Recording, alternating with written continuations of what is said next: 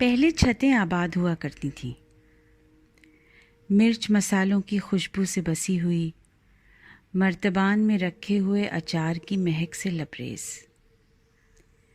الگنی پر لہراتی ہوئی ساڑیوں سے رنگا رنگ، ٹھنڈی ہواؤں کی دل فریبی اور بیلے چمیلی کے رکھے ہوئے پودوں کی تال میل سے گنگناتی گاتی۔ پہلے چھتیں آباد ہوا کرتی تھیں، زندگی آباد ہوا کرتی تھی، سادگی میں نہائی ہوئی، آپسی میل محبت سے دمکتی ہوئی، صاف اور شفاف۔ سفید چادریں ہوا میں پھڑ پھڑاتی تو ایک نئے سر کا ایجاد ہو جاتا۔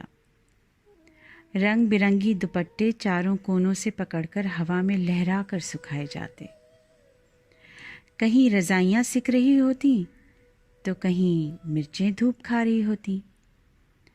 دادی چارپائی پر بیٹھے بیٹھے کسی ایک چھوٹے بچے کو ٹانگوں میں ایسے اڑوس لیتی جیسے مچھردانی کے ڈنڈے چارپائی میں اڑوسے جاتے ہیں، اور تیل مالش کا سلسلہ شروع ہو جاتا۔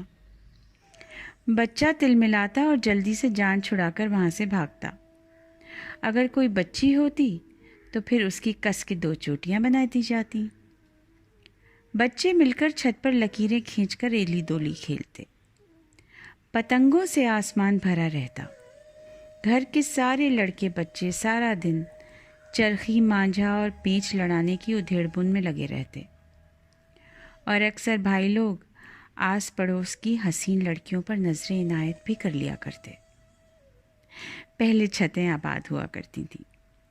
پتنگ کٹ کے پڑوسی چاچا کے گھر کی چھت پر جو گرتی تو پھلانگ کے فوراً اس طرف پہنچ جاتے، لیکن ان کی نظروں سے بچ کر۔ امتحانوں کے زمانے میں ٹہل ٹہل کر چھت پر رٹے لگانا، اور جب پڑھائی سے دل عاجز آ جائے تو ریڈیو پر گانے لگا کر وہیں اونگ جانا۔ کئی محبت کی کہانیاں بھی چھتوں پر جنم لیتی، خطوں کا اس پار پھینکنا اور پھر جواب کا انتظار کرنا، اور جب آ جائے تو خوشی سے ناچتے رہنا۔ پہلے چھتیں آباد ہوا کرتی تھیں۔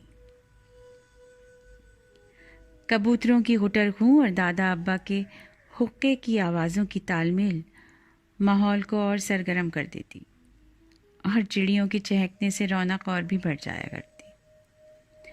پکوانوں کا لین دین پڑوسیوں کے ساتھ ہوتا رہتا، کس کے گھر کیا پک رہا ہے اس کا جائزہ بھی لیا جاتا۔ سارا دن وہیں گزر جاتا، اور شام اور رات کے ڈھلتے ہوئے گلابی رنگوں سے بھیگا شوخ سما اپنی رومانی چھاپ یہاں چھوڑ جاتا، اور آنے والی صبح کے انتظار میں یہ دنیا ستاروں کی چادر اوڑھے، خوابوں کو سینے سے لگائے میٹھی نیند سو جاتی۔ سویرے کی پہلی کرن اور شبنم کے ملائم احساس کے ساتھ یہ چھت انگڑائی لے کر پھر سے جاگ اٹھتی۔ پہلے چھتیں آباد ہوا کرتی تھیں، زندگی آباد ہوا کرتی تھی۔